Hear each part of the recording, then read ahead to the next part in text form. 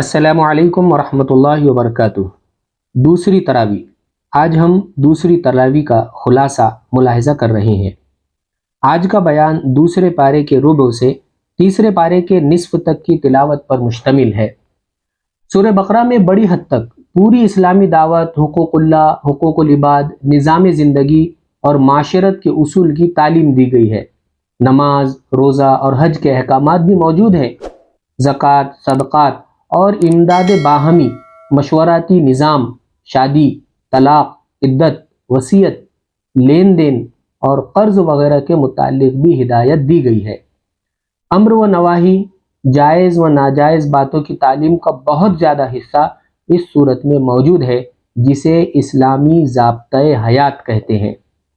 آج کی تلاوت کردہ آیات میں ایمان کی تفصیل اور اس کی شرط یہ بتائی گئی ہے کہ ایمان لاؤ اللہ پر، اللہ کے رسول پر، روز آخرت پر، فرشتوں پر، سب پیغمبروں پر اور ان سب کتابوں پر جو مختلف زبانوں میں مختلف پیغمبروں پر نازل کی گئی ہے، اور حکم دیا گیا ہے کہ اپنے مال میں سے والدین، رشتہ دار، یتیموں، مسکینوں، مسافروں اور غلاموں کی مدد کرنے میں خرچ کرو۔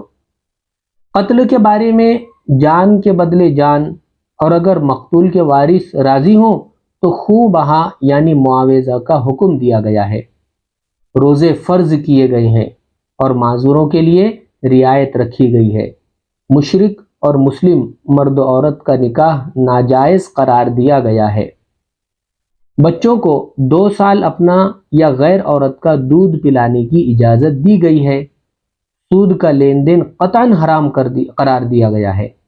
اس صورت شریف میں پیغمبروں کے قلبی اطمینان میں اضافہ کرنے کے لیے مردوں اور مردہ جانوروں کو زندہ کر کے دکھائے جانے کا ذکر فرمایا گیا ہے۔ پھر سورہ بقرہ کے اخیر میں اللہ تعالیٰ نے اپنے بندوں کو دعا کے الفاظ اور طریقے سکھائے ہیں۔ نیز اس صورت میں آیات قرآنی میں غور و فکر کرنے کی بار بار تاکید فرمائی گئی ہے۔ اس کے بعد سورہ آل عمران کی ابتدائی 18 آیات میں یہ بتایا گیا ہے کہ عبادت کے لائق صرف خدا کی ذات پاک ہے، اور یہ کہ قیامت ضرور برپا ہوگی اور اعمال کی جزا و سزا ضرور ملے گی۔ قرآن مجید اس لیے نازل کیا گیا ہے کہ حق و باطل میں امتیاز ہو جائے۔ نیز یہ بتایا گیا ہے کہ جنگ بدر میں اللہ نے جس انداز میں مسلمانوں کو فتح عطا فرمائی، اس میں سمجھداروں کے لیے اللہ کی قدرت کی نشانیاں ہیں، اور غور و فکر کرنے والوں کے لیے بڑی عبرت ہے۔ اور یہ بھی ارشاد فرمایا گیا ہے کہ اہل ایمان مشکلات میں صبر کرتے ہیں، خدا کی راہ میں خرچ کرتے ہیں، اور رات کے پچھلے حصے میں اٹھ کر اللہ سے اپنے گناہوں کی معافی مانگتے ہیں۔ اللہ تعالی ہمیں ابھی ذکر کیے گئے تمام احکامات، جیسے اللہ پر ایمان لانا، رسولوں پر ایمان، تمام آسمانی کتابوں پر ایمان، فرشتوں پر ایمان اور یوم آخرت پر ایمان لانے کی توفیق عطا فرمائے۔ نماز قائم کرنے کی، زکوٰۃ ادا کرنے کی اور روزہ رکھنے کی توفیق عطا فرمائے۔ اسی طرح مسکینوں و یتیموں کا خیال رکھنے کی توفیق عطا فرمائے۔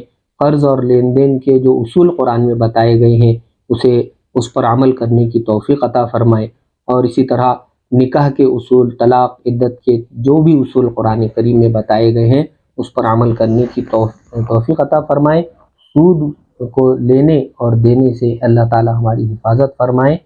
اسی طرح مشکلات میں صبر کرنے کی اور اللہ سے مغفرت چاہنے کی اللہ تعالی ہم سب کو توفیق عطا فرمائے۔